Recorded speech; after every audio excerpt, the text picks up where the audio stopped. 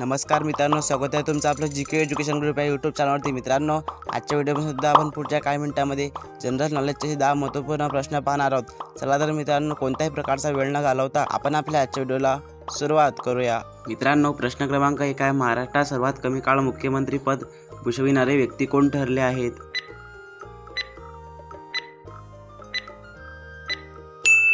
उत्तर आहे option number A, Devendra Fadnavis. महाराष्ट्रात सर्वात कमी काळ मुख्यमंत्री पद भूषविणारे व्यक्ती देवेंद्र फडणवीस ठरले आहेत। प्रश्न क्रमांक 2 आहे, डोळ्यांवर धुंदी चढणे या वाक्प्रचाराचा अर्थ ओळखा।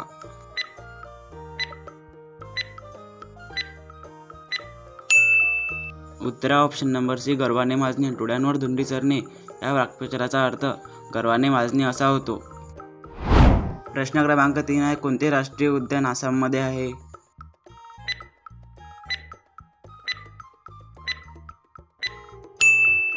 उत्तर आहे option number A, Kaziranga. Kaziranga हे राष्ट्रीय उद्यान आसाममध्ये आहे।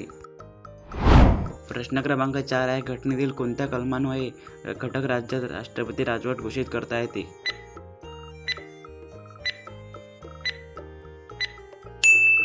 उत्तर आहे ऑप्शन नंबर सी, 356। घटनेतील 356 कलमान्वये घटक राज्यात राष्ट्रपती राजवट घोषित करता येते। प्रश्न क्रमांक 5 आहे, अनुवांशिकतेचा सिद्धांत कोणी मांडला?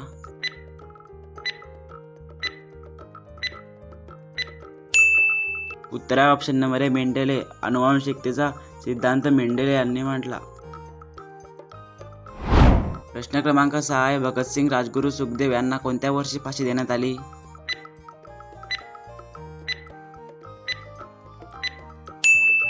उत्तर आहे option number A, 1931। Bhagat Singh, Rajguru, Sukhdev यांना 1931 या वर्षी फाशी देण्यात आली। प्रश्न क्रमांक 7 आहे, सूक्ष्मदर्शकाचा शोध कोणी लावला?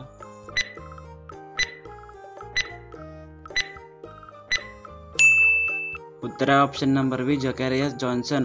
सूक्ष्मदर्शकाचा शोध जकॅरियस जॉन्सन यांनी लावला।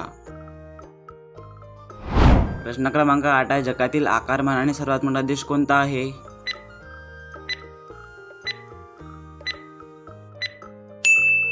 उत्तर आहे ऑप्शन नंबर डी, रशिया। जगातील आकारमानाने सर्वात मोठा देश रशिया हा देश आहे। प्रश्न क्रमांक 9 आहे, भारतात रेल्वेची सुरुवात कधी झाली?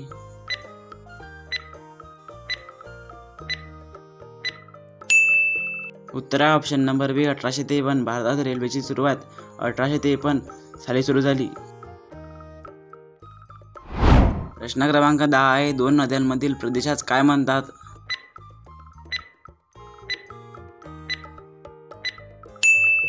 तर ऑप्शन नंबर सी, दुआब। दोन नद्यांमधील प्रदेशास दुआब असे म्हणतात।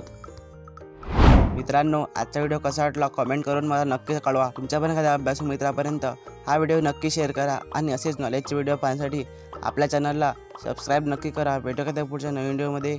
जय हिंद, जय महाराष्ट्र।